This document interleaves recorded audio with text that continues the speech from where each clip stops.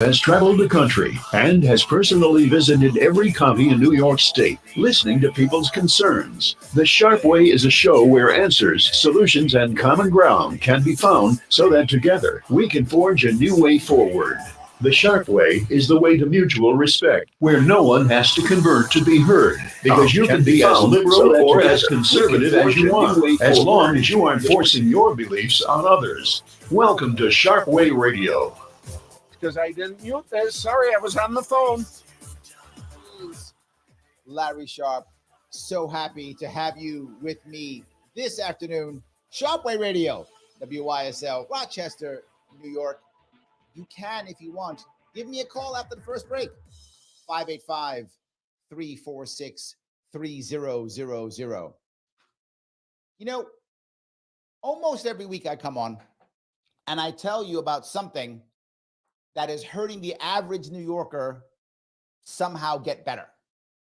And I think about my time as a kid growing up in the Bronx and how in the world did I move ahead. And I often will tell you a story about when I was a kid or something like that.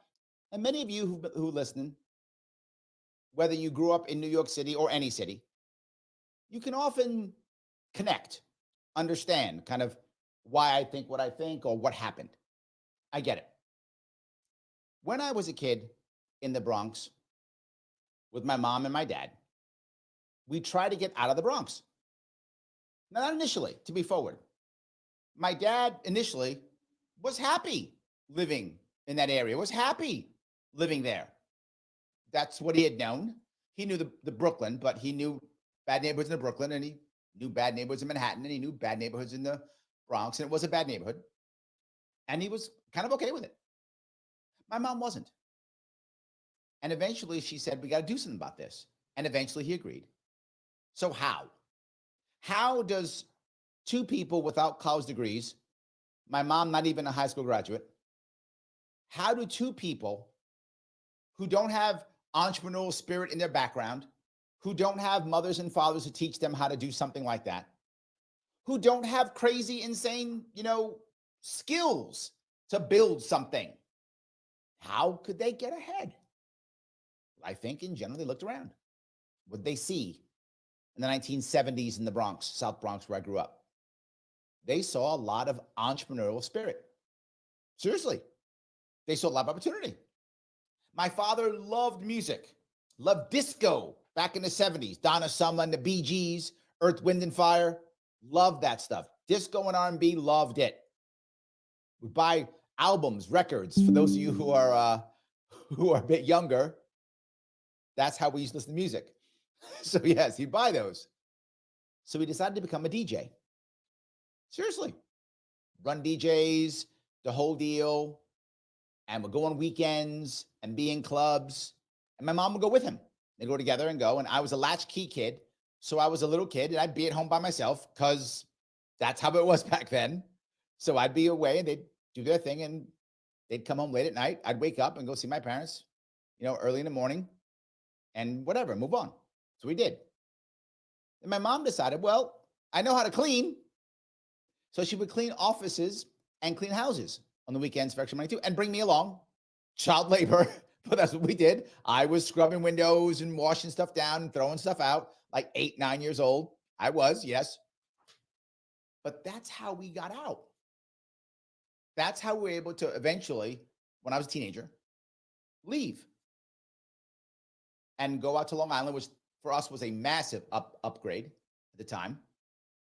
And we thought we were moving on up. We were Jeffersons. We're moving on up. Thought we were all good. Can that happen now? Sadly, I think not. I mean, I'm exaggerating.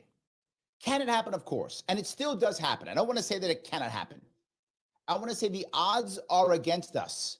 The odds are against the average American, the average New Yorker particularly. And here's the funny part. Everything they've put into place has been put into place to help. Well, in theory, has been put into place to help, right? I'm putting this rule, all this law, all this regulation in place because I care about the safety of the people around you. Well, what about their economic safety? What about their mental safety? What about the ability to feel like you can grow and be better? How about that safety? Is that something? Does that matter? Sadly, no. And I think we see that right now. We can look at the future. And what do we see in the future? Well, right now, our future could be China. Yeah. There is a very special thing happening in China right now. Some of you may know. Actually, there are many special things happening in China. I will speak of one of those special things. And one of those special things is what's happening with the young entrepreneurs. Sorry, that's the wrong answer. Younger workers, not entrepreneurs, workers, people in their late 20s, early 30s, who are either losing their jobs or feeling unfulfilled or whatever the case may be. Their economy is starting to have problems there too. What? Yes, they are. So now there are a whole lot of men in China deciding that they want to be delivery people. Happening here already. You see a lot of that here in New York City, New York State, a lot of people in delivery. And I remember if I go back a couple of years, I knew a couple of guys who were making a good living being delivery guys, making a good living, paying their bills, happy being delivery guys.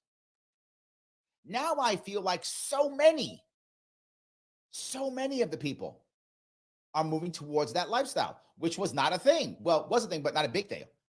Now it's a big thing in China. Men are doing this. Well, they're doing this so often, and they're not even trying to find women. One reason why they're not finding women is they don't have enough money. So they're not trying to find women. So how do they deal with the women issue? They're watching these creators online. So what are women doing when they lose their jobs in China? Becoming content creators. Yes, they're literally doing it. So the content creators are making content so the men can watch, and then the men watch, and then they make money to pay the content creators to deliver food. Well, who do they deliver food to? The content creators who are in their apartments. It's a circle, except it's a circle of one important thing. It's a circle with very little actual productivity. What are they creating besides just content for each other? It becomes insular. That's a problem. And my worry is what I see happening in New York State, what I see happening in New York City is so many people getting stuck in only one chance, a retail job, a content creator job, or maybe even just some type of delivery job. Again, nothing wrong with people working retail. You make a lot of money making retail, particularly if you can become a manager, run stores, no worries. Good job. But when everybody wants to be it, bad job. Delivery job, good job. I know many people make a living, delivery. But if everybody wants to be it, becomes a bad job. Any job that everybody is trying to become is not going to be a good job. That part is going to be challenging. And I'm trying to think to myself, how do we fix this issue?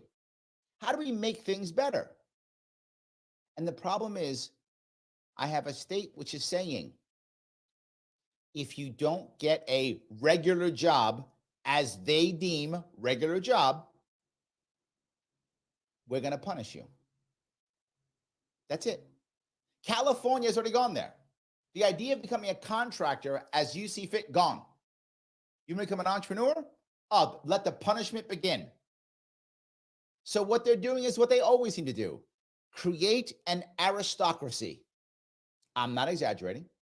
If you want to be an entrepreneur in New York State now, it's possible, but oh my God, is it hard if the powers that be don't say it's okay, if the big finance companies don't decide to back you, if government doesn't say you're okay, if you don't have friends in Albany or friends on Wall Street, you don't get to go there. You don't get to do what you want to do unless you have friends in the right places. This is where we're going. And I look back at my own childhood, and my parents had friends nowhere. Nowhere. They did not have friends every place at all. They were able to move forward, not because they were super smart, not because they were super talented. They were talented and smart, but like anybody else, they weren't super. But what they were is super hungry. And that's all that mattered. If you were super hungry for success, it was there. Go. We saw that in the 50s, 60s, 70s, 80s. It started to go away in the 90s. Now it's just about gone. Because the second you start doing well, that's when the punishment begins. How dare you? And here's the part that I'm most scared about. And people always tell me, well, Larry, just to my libertarian friends, just get rid of everything, let people go, blah, blah, blah. I hear that. But my worry is, have we lost the institutional knowledge, the institutional culture, right? The institutional culture, the community culture, to be able to emotionally, socially support a bunch of people in a broken or weaker community to grow themselves? Or will we just sit there and wait for government to come? If you look at New York City now, there's literally hundreds of thousands of people still just waiting for government to come. Now, I know some of you might say, well, Larry, I don't like this cannabis stuff. I get it. I personally don't care. You know I don't. I'm libertarian. Do what you want to do. But even cannabis, in New York, they're fighting the government. We're going to have our stores anywhere. And they're fighting them too. They're fighting everything and pushing people into the black market, which now we punish entrepreneurs. This is driving me crazy. Am I wrong? You can tell me. 585-346-3000. Sharpe Way Radio, WYSL, Rochester, New York. Back with your calls and your chat. I see you after the break. Introducing a sobering and unavoidable. Hey, Larry, when I say hold on for a sec, I've got something else going on, so I had to take a phone call, and there was a message I had to take for Bob Savage because he was out of the office. So that's why I didn't mute the feedback, and I was quick hitting the intro, but I was trying to take care. He had a call from a client. I had to take the message. But yeah, you're the only person that uses two clean feeds, so if I forget to mute this, please cut me some slack. I try to remember to do it. 585-999-TECH to secure your business today. Well, and you know, like I've said before, you are different. So sometimes different is good, but I know this is the way Kevin set it up back in the day. And God bless Kevin. I don't know if you heard his surgery went well. Laws and traditions. We need to pick the best. Yeah, he actually he emailed me and said that he was released from the hospital sooner than expected. So he's on the mend. God bless. Audit is a volunteer, nonpartisan group which has been lobbying for You're open welcome. source audits. And Tim O'Connor actually stepped up and did a couple shows on his own for him, so that's good. Has uncovered over 1 million felony violations of election law. That in 2020 there were 625,000 more voter registrations than existing voting age citizens in just 6 New York counties. That there were 338,000 more votes cast than voters who voted. These are just a few shocking examples of the urgent need for reform. You can help. Visit auditny.com and learn the facts, how to volunteer, and make a difference in your community. Again, volunteer, donate, or spread the word. Start at auditny.com. That's auditny.com. Sharpe Way Radio on the WYSL stations. It is Larry Sharpe here on Sharpe Way Radio, WYSL, Rochester, New York, 585-346-3000. Talking about people trying to get out of their negative situations financially, emotionally, socially, and how the government forces them into the black market, forces them into lying, scamming, whatever the case may be. I argued years ago that the war on drugs was a war on entrepreneurship, right? Now, maybe that's a push for some of you, but you get the idea. It's people trying to move ahead in a certain way. And the black market is growing everywhere. That's the problem, right? So when I ask the question, how can New Yorkers move forward? How can they make a living? Patty says, be a drug dealer, be a bank robber, be a criminal of some sort. Well, here's the point that I want to bring up. Those two that you brought up, the drug dealer and bank robber, I would argue one is better than the other, right? And some of you may think I'm crazy. You know which one I'm going to say? The drug dealer. Why is drug dealer better? Because the drug dealer is doing something consensual. The person is purchasing. That's better. And the drug dealer wouldn't be violent, wouldn't be as violent if he could do it outside the black market. How do I know that? You see it with the cannabis stores in New York City.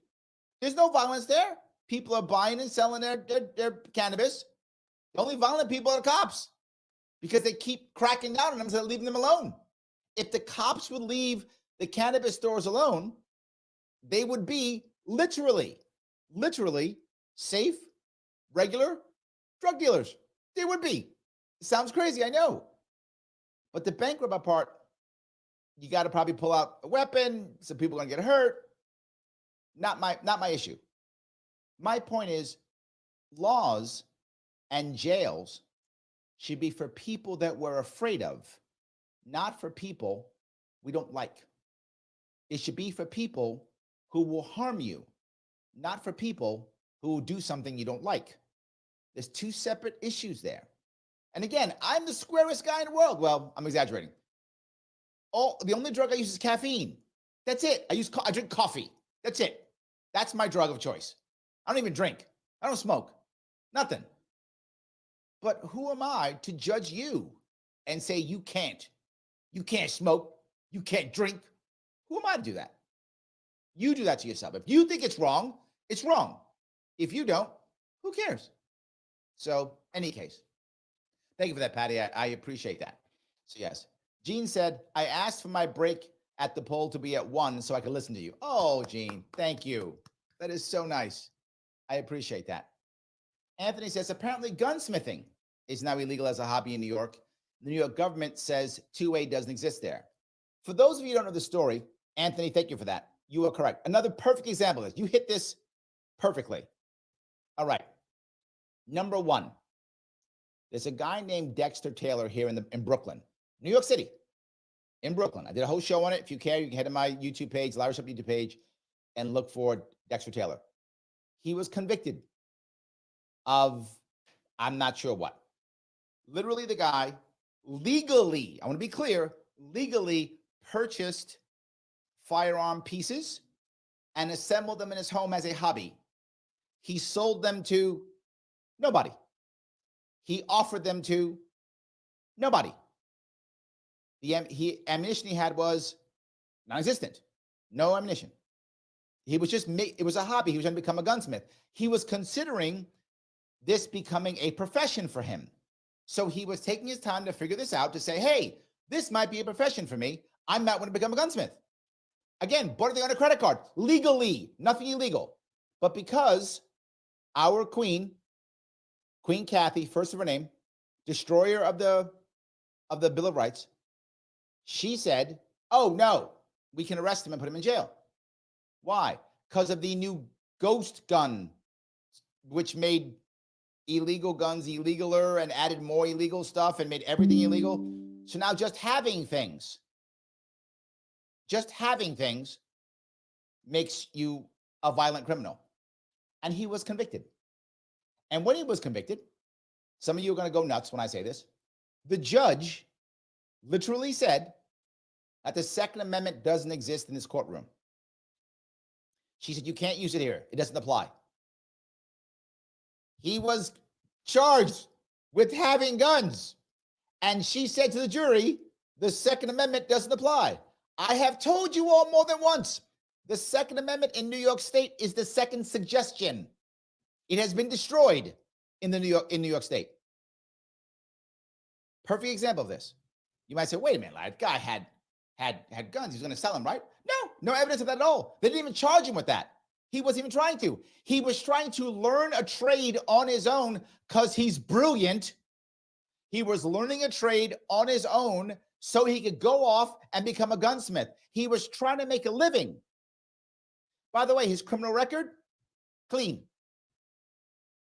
And they came in, kicked in his door with a SWAT team.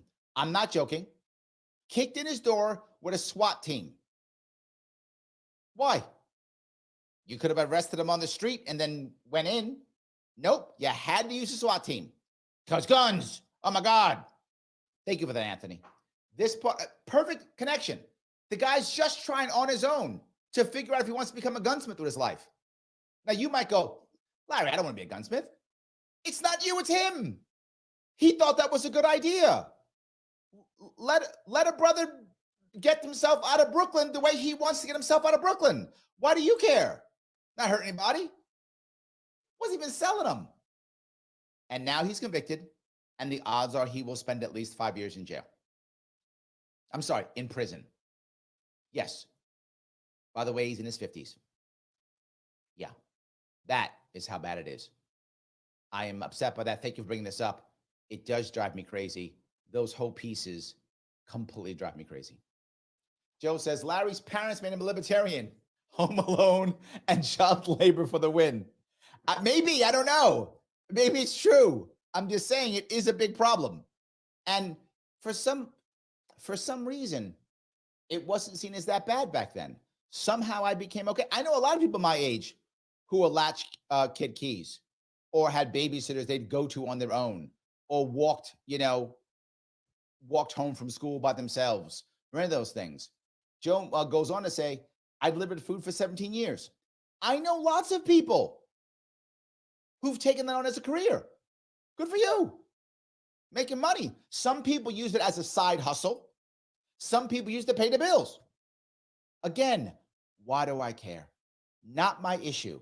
If it works for you, good. My worry though, Joe, and you know this too, once the state begins to flood an industry, that industry is going to suffer. Right? The state is going to flood that industry. And here's the worst part. The state will make it so it's virtually impossible for you to do anything except that. Then it'll push you into that. And then when that becomes a flooded industry to where they don't have to pay much because everybody wants to do it, the government will now regulate it, making it worse again. And the cycle continues. Government controls so many parts of our life. And I would ask you, if you've been on this planet for more than 30, 40 years, do you believe that all the government control that's happened in the last, say, 20 years, we'll just use 20 years, has it made our lives actually better? You might find a couple of things you might agree with. Oh, that's good, that's good. What about overall? I would argue no. Have you seen more of an entrepreneurial spirit or less? A whole lot less. And I'll go one step further. Even new people coming in, the migrant crisis coming in, migrants coming in right now. Even them, a lot of them are coming. Well, if you go, I'll go back 20 years on that too.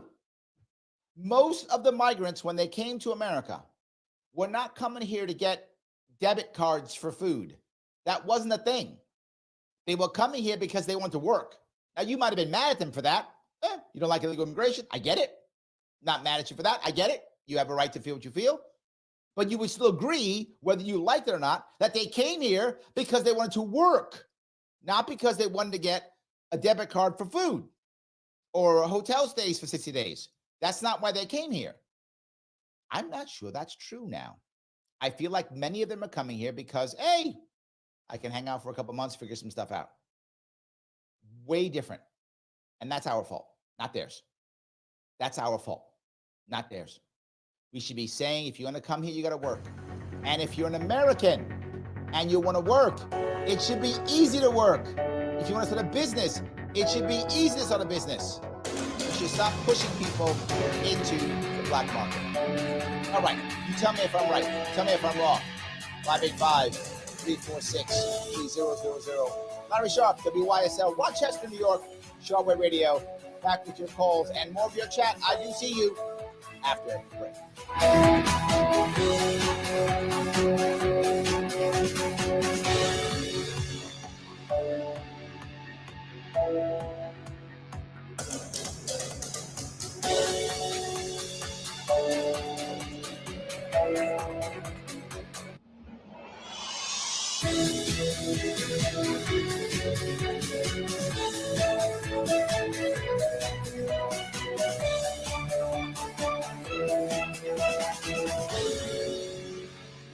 Welcome, Olean. WYSL. Proud to be your local talk station for great conservative all-American programming.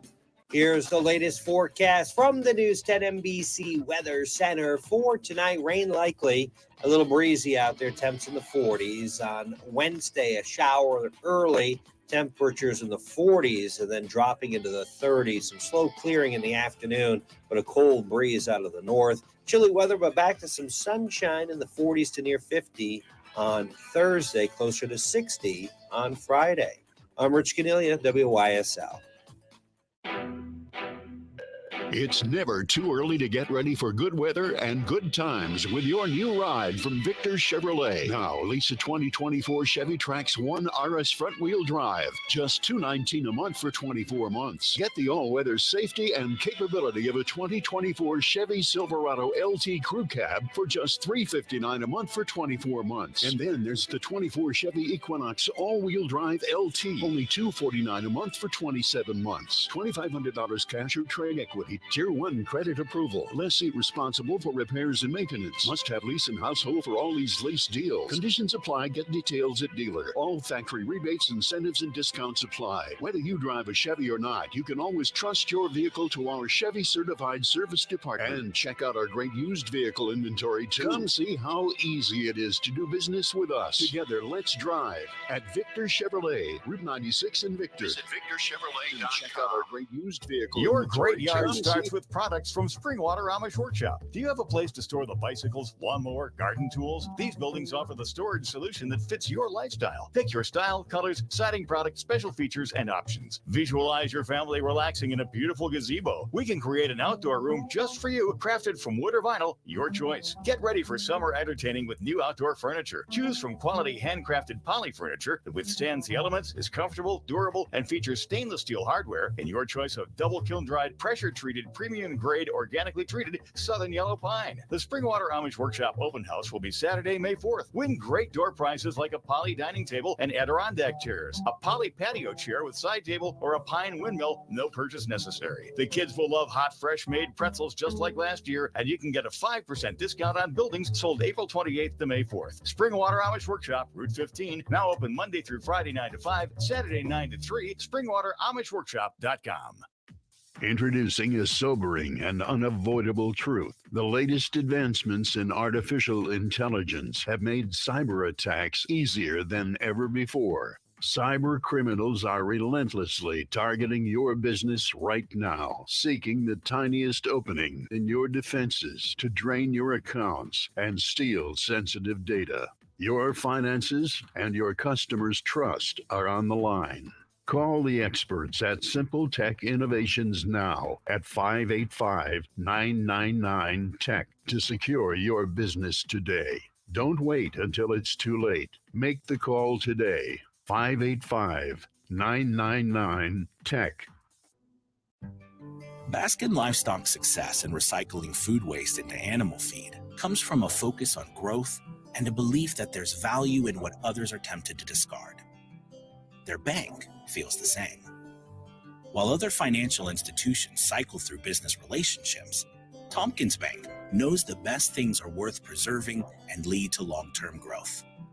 Tompkins, your bank of choice. Find out more at tompkinsbank.com. With warmer weather on the way, trade in those noisy, heavy window AC units on a new central air system at Turnbull. Get $250 each for old window units, up to $1,000 maximum. Save energy, reduce noise, increase your home's value. Get no interest for 60 months on all new equipment. Be cool. Call for details, 501-9100, TurnbullHeating.com. You'll be comfortable with the best. Turnbull Heating and Air. Just like a winning team, Medicine Golisano Children's Hospital medical staff combine skills to save lives. Okay, we have two callers. First will be Keith from Rochester, and then second will be Mike from Rochester. Supports groundbreaking research and provides top-notch training for the next generation of pediatricians. Help us make even more remarkable advances happen at Golisano Children's Hospital. Join us and be part of the journey towards a brighter future for children in our region. I'm Carmen Leonardo, licensed associate real estate broker with RE/MAX Realty Group. Rely on my exceptional skills to get the best deal for your real estate transaction. Thinking about buying or selling? Call or text Carmen Leonardo, 585-233-4119. Sharpe Way Radio on the WYSL stations. Oh, yes, it is Larry Sharpe here on Sharpe Way Radio, WYSL, Rochester, New York. 585-346-3000 is the number to call. Talking about opportunities in New York, how people can move ahead, and what the government's doing or not doing to make that harder or easier. Grab a couple calls if I could. I'm going to start, if I could, with Keith. Keith, how are you, sir? Yeah, you said it correctly. There is another caller behind me. So for what I'm about to say, I'll give credit where it's due. Earlier this year, the good enough conservative commentator, Mr. Bill O'Reilly, was asking people, what is a sure sign that a country is probably, to say it, in collapse?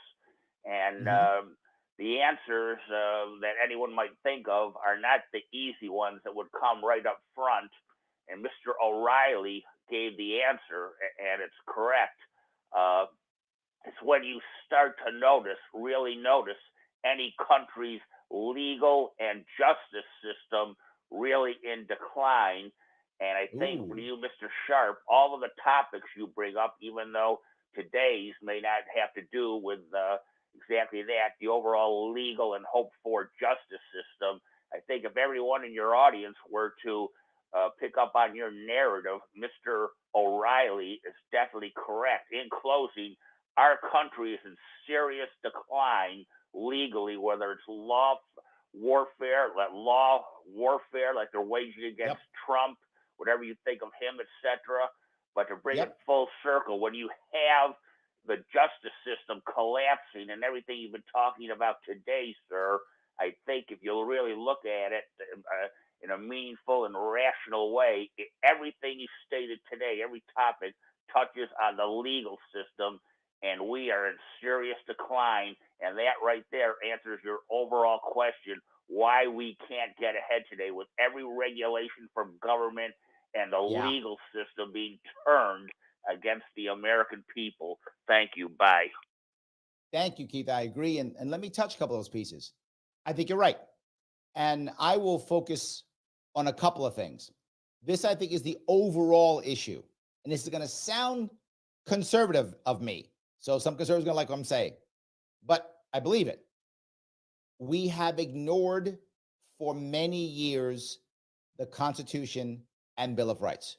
For many years. And what I mean by that is no one is using that except sometimes Supreme Court. That's it. I mean, there's no other institution doing it. This is to Keith's point. The legislators make laws. The brain dead, empty suits that we have in the Assembly or in our Congress, when they make laws, they don't care about the Constitution at all. They don't even know. They're not writing the laws. They're not reading them. Lobbyists write the laws. And then okay, how much money do I get? Yes. They pass the laws. The governor goes, okay, what does my team think, or how can I make my grift? And then they sign the law. So now it's a terrible law. Okay, so what's supposed to happen, and this is my biggest beef, Keith, with our system, is our judges. Our judges have failed us, horribly failed us. Anthony brought up the issue. In New York State, literally, judges will tell you, I've been on juries before. I've been a consultant for defense attorneys. Judges in New York State literally say, you may not use jury nullification. Those who know what that means is if I think a law is unfair or unjust, I am legally allowed to vote not guilty because it's not a real law, right? Judges tell you in New York State, you may not do that. Blatantly against the Constitution. Don't care. Judges will see a terrible law and absolutely just go, what can I do? It's the law. This is why I was wrong on bail reform. I thought bail reform would work out. And again, I'm on record saying it. I'm admitting my error. I thought it would work out because I didn't think judges would be that bad. I thought back in 2019, 2020, when this happened, judges would see how bad this is, would go, no, and there would be rulings that would fix this law. That's what I thought. Silly me, Keith. I was completely wrong. The judges went, no, that's fine. We'll let horrible people back out in the streets because it's the law. So I agree with you completely, but I will put extra push on judges because their job is to check the executive and the legislature, and they don't. Let me grab one more call if I could. This is Mike. Mike, how are you, sir? Larry, hey, pretty good. I'm glad you mentioned the gentleman in New York City, Brooklyn, Bronx, that was arrested and convicted of gunsmithing. With their latest law that passed last year, that CCIA, almost 200 smaller firearms businesses have gone out of business due to the heavy regulations.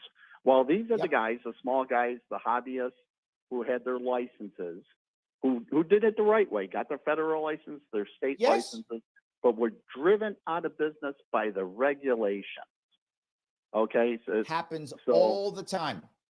So I've known quite a few people, very, very, very close, I can put it that way, who had license for 30 plus years, whose hobby was firearm repairs, whose the new regulations made it so prohibited, okay, and so vague that if you one misstep could put you in jail for years. Yes, and not just put you in jail for years. For people who don't know this, if your crime is a, quote, gun crime, you are by default a violent felon in New York State. You don't own nothing. Yes. After that. Absolutely. No voting. Yes. Yes. So I'm glad you brought that up. And people need to realize this, as you drive around, Western New York here, and all the little mom and pop gun shops and everybody that you knew who had a license. And this has been going on since the Clinton administration. They start getting rid of the little guys and little licenses. And the Queen just happened to nail us just right on this last one. Unfortunately, we got a great Second Amendment team here. There's actually a Second Amendment show that plays on this station that are great guys with some great lawyers suing. But we're not winning in our courts here, unfortunately. Well, that's the point that I want to bring up, because the judges in New York State, and I'm not trying to be a jerk, I'm really insulting them. Like, this is a true story. They do not respect the Constitution in this state at all. It's not a thing. That's why all of our stuff goes to the Supreme Court before it gets dropped. Because the Supreme Court actually does decide, oh, let's look at this Constitution. New York judges don't. That's not a thing. They don't care. Even with the Supreme Court, we won the Supreme Court case, the Brewing case. We won. Yes. And we got screwed even harder. So No, what happened was, this is what I'm talking about when I talk about New York State. The Supreme Court said your gun laws are unconstitutional. And our Queen said, oh, is that right? Here's 10 more. And Mike, I'm not joking. She literally made 10 more gun laws after that. I know. Yes. It's insane. I can recite every one and the penalties for there every we one. go. Yes. That's what's so crazy about it. Mike, you are absolutely correct. And most who don't see that, right? Particularly if you live in a city. If you live in a city, you don't think of local gunsmiths. It's something because it doesn't exist in cities. But once you get out of a big city, it's a thing. I agree. I've seen it many times, right? I've traveled across New York State. So I actually know. I have seen small mom and pops all over the place. There's a little sign out front. Says, need some repair? Come on in. That kind of thing, right? Of course, they got a license. They can do it. And what's wrong with that side hustle? What's wrong with that? Someone deemed it evil. Well, the city of Rochester drove us out with a one mayor. People who used to be able to do it in the city limits drove us out with one boat. Said no more firearms. Well, here's the best part, Mike. In the city limits. Is once they did that, here's the best part. Once they did that, then Rochester became completely safe, and there was no violence whatsoever in Rochester after that, right? Completely safe. Exactly. Yes. No, there's no violence in Rochester at all now because of that law. Nope. Oh no, it's the safest place in the whole country. Absolutely. All right. 100%. Larry, thanks a lot. Thanks, Mike. I appreciate it. Well, this goes back to what I keep saying. The more we have a war on entrepreneurship, the more people get angry, the more people fight, the more people want to become violent. And you go, wait a minute, Larry, are you going to link this to violence? I am. For two reasons. Number one, if you're able to do your business in the regular market where you can have cops and courts, well, several things happen. Number one, you don't need violence. You have cops and courts. You don't need street justice. But not just that. Cops don't want to be busting people who aren't bad guys. Cops want to go after bad guys. Well, if you stop making cops go after like some guy who's trying to just fix guns in his house, not hurt anybody, doing it, back and forth, people paying money, fixing his gun, whatever. A cop doesn't want to break that guy's, door down. He'd rather go after a bad guy. So less cop interactions with non-bad guys and more cop interactions with bad guys. There we go. Kind of everybody's happy but the bad guys with that plan. Right now, our current plan, the only people happy are the bad guys. Cops aren't happy and the regular person isn't happy. So absolutely, I want to focus on that. But a second piece on top of that, when people can't express themselves, when they can't be heard, they resort to violence. I don't want violence. I know some people don't care. I do. I don't want violence. I want more people speaking about what they feel and making this happen. That's what I would like. But there was something else I want to bring up. I'm going to go back to what Keith said. I wanted to grab Mike, but now I'm going to go back to what Keith said. Keith had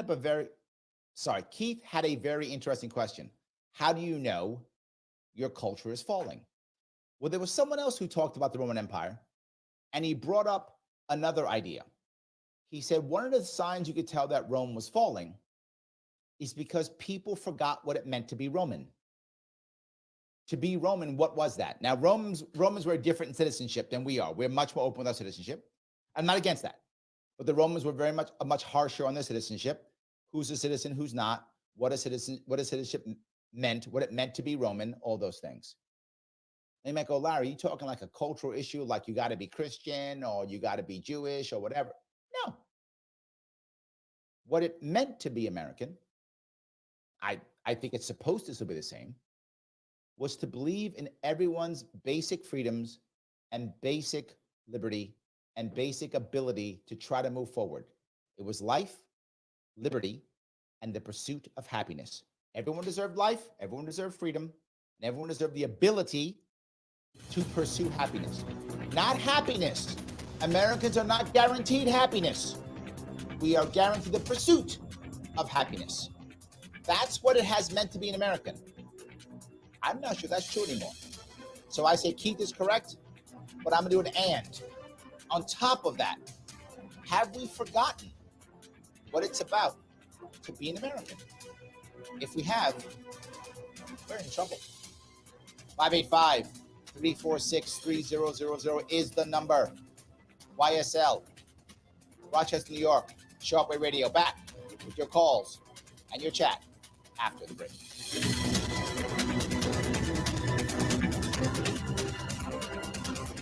Introducing a sobering and unavoidable truth. The latest advancements in artificial intelligence have made cyber attacks easier than ever before. Cyber criminals are relentlessly targeting your business right now, seeking the tiniest opening in your defenses to drain your accounts and steal sensitive data. Your finances and your customers' trust are on the line. Call the experts at Simple Tech Innovations now at 585-999-TECH to secure your business today.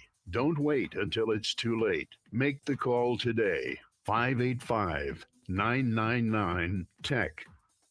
While many local collision and repair shops have been gobbled up by national chains with their impersonal touch, Flower City Collision remains locally owned and operated. The shop was started by a local veteran who taught his son Zach the basics in customer service and providing customers value. Flower City doesn't work with a specific insurance company. They want to be your advocate. If you need a repair, reach out to Zach at Flower City Collision in Henrietta. He will work with your national insurance company on your local behalf to ensure you get the repair you need done right.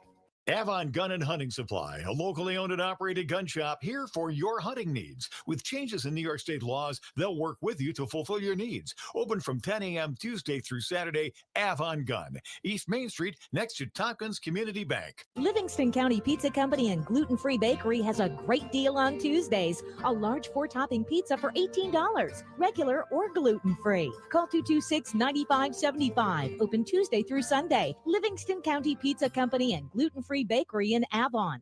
Sharpe Way Radio on the WYSL stations. Oh, yes. It is Larry Sharpe, WYSL, Rochester, New York. Sharpe Way Radio. So glad you gave me a small chunk of your afternoon. We have been talking about how people are being pushed into the black market or pushed into helplessness by governments that's supposed to be helping us, but doesn't look like it at all. Absolutely. I want to grab a couple comments from Mike Voss, who's watching. He says, across the country, jury nullification is info denied to juries. That is correct. You have a right as a juror to say, you know what? No, not guilty. The power of the juror is more powerful than the judge. And by the way, you cannot be punished for that. I'm not making that up. If you ignore the judge's rules and say, I'm going to vote not guilty because it's not a crime. Now, to be clear, I'm not saying you should let guilty people go. I'll give you an example of what I would do. This is my view. Some of you would not agree with this. Some guy robs somebody with a gun and steals their cannabis. And he gets charged with multiple crimes for the gun, crimes for the robbing, and crimes for the cannabis. In my view, the cannabis is not a crime. In my view, gun's not a crime. Robbing someone's a crime. I would not guilty for the cannabis crime, not guilty for the gun crime, guilty for theft. Assuming he did it, obviously. Assuming they proved it, right? Assuming that's true. Yeah. Put him in jail for stealing. Stealing is against the law. Robbing people is against the law. Having a gun should not be a crime. I disagree with it. Having cannabis should not be a crime. Robbing people is. Roger. So why is he going to jail for 30 years when he probably should go for 2 or whatever the case may be? So I do think that's important. Mike goes on to say, progressive judges put in place by progressive officials and Hochul follows Biden in actively violating the law SCOTUS for negative impact, training on the public until overturned. It's Pavlovian. I am shocked, Michael, how bad some of these judges have acted. I've said it, but I've learned my lesson. I will never expect that again. Let me grab one more call if I could. This is Roger. Roger, how are you, sir? All right. So the only way this is going to change, the first thing you talked about was entrepreneurism at the beginning and stuff like that. Look, until we have the opportunity to and yes, with government help, with a lending program or something like that, to build and start our own worker-owned cooperative companies and supply chains and all of that, okay, this will continue. As long as we do not have the ability to write our own laws and amendments and put them into the law and enforce them, this will continue. Okay. Agreed. And we have to transition to that. Now, what you were talking about that whole thing, I used to be a Uber driver and a Lyft driver, whatever the case is. that whole thing about the independent contracting thing, that is really half and half. Because when I was driving for Uber, we were trying to get labor law protections. Okay. Mm-hmm. So it's not all like the politicians doing it. A lot of the people who are in that industry, who are independent contractors, have no protection under labor law. And that's a way for a lot of these companies like Uber and Lyft, the gig economy, to take advantage of their workers, saying, yeah, you're a partner, but then we're going to treat you like an employee. So if you do something that we don't like, boom, you're canceled. You know what I'm saying? You're off the platform. No, I'm not against any of those. But what I would like in my perfect world, two things I want to bring up, Roger. One, I agree with you. I think the idea of supporting co-ops and workers' ownership, I'm about ownership, period. I want people to own their own jobs. I want people to own their own companies. I think worker co-ops are a wonderful idea. I'm in. No argument for me whatsoever. When it comes to the contract piece, the contractors, what I would like to have in my perfect world, which this is what I think we should be having, is unions for contractors. And then the unions can fight. That to me is a better way of doing it than having government regulate, because government just destroys.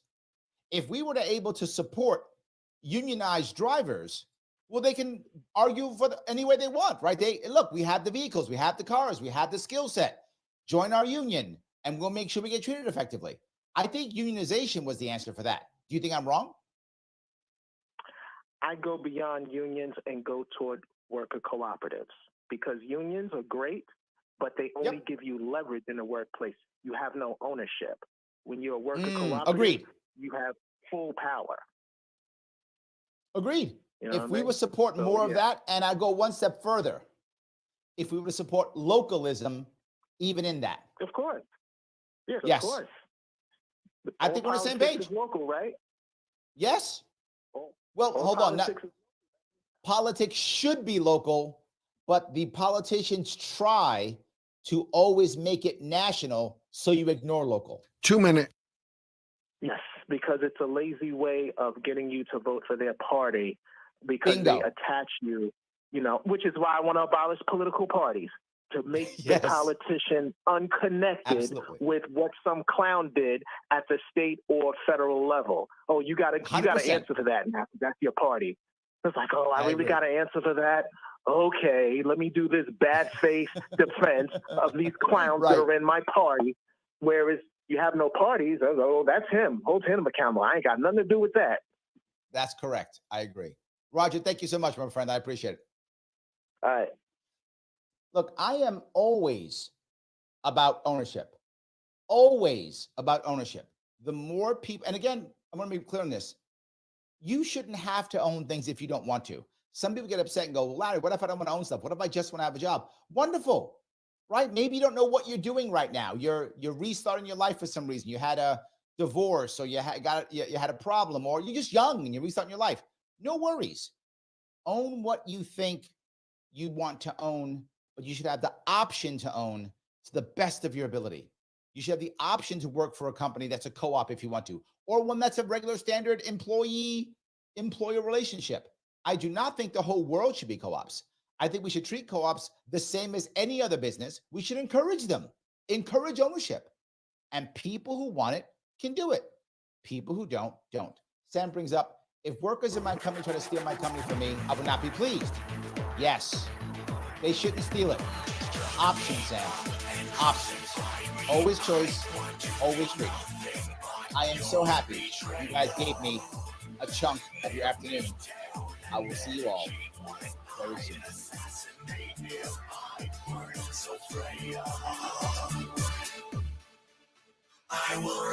All right, have a good